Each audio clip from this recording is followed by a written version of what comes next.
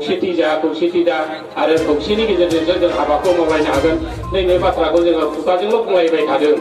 नाथाय जों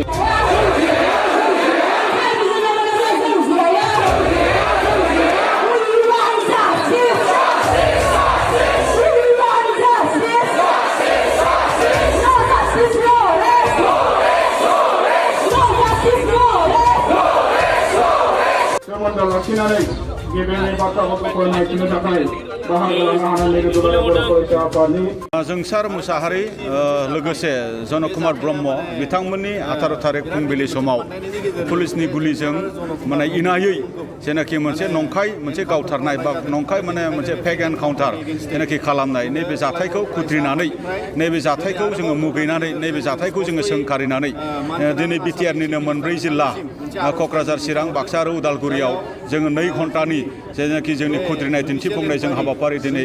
लादों बे हाबाफारिनि गेजेरजों जोङो बेखौनो भारत सरकार आसाम सरकार आरो नखर बिफाननिसिम जोङो मिथिहोनो लुबैदों जे जाथाया जालांबाय जे जाथाया मुगैथाव जे जाथाया गणतन्त्र मोनसे देशनि थाखाय नाजावथाव नङा बे जाथायखौ जेरैखि जाया गृह बिभागनिफ्राय बा आसामनि डक्टर माने हेमन्त बिश्व शर्मा चिफ मिनिस्टार बिथांनि निर्देशनि गेजेरजों जे इन्डिपेन्डेन्ट मोनसे जुडिशियेल इनकुवेरि बहायनांगौ बेखौ जोङो लुबैदों आरो भिक्टिम नखरनि इयुना जेन माने मोजाङै दिनै माने दुखुनि गेजेरजों जेबायदि मोनसे सैनांनानै दङ बिथांमोना इयुनाव जेन माने मोजाङै नखर दालांनो हायो सोलिलांनो हायो बिनि थाखाय थोजासे माने परिमाननि जेनाखि मोनसे अनसुंथाइ बा कम्पेनसेसन बेखौ जे होयो जोङो बेखौ दाबि खालामदों आरो बेफोरबायदि मोनसे घटनाया बेफोरबायदि मोनसे जाथाया जेन आरो सोरनिबा जिउआव सोरनिबा लाइमोननि जिउआव बा सोरनिबा नखराव बियो जेन माने जानो हागौआ बिनि थाखाय आसाम सरकार भारत सरकारनिफ्राय आरो नखर बिफाननिफ्राय जे मोनसे बिथोन फैनांगौ जे मोनसे निर्देश फैनांगौ आरो जे मोनसे डिसिप्लिन फैनांगौ जे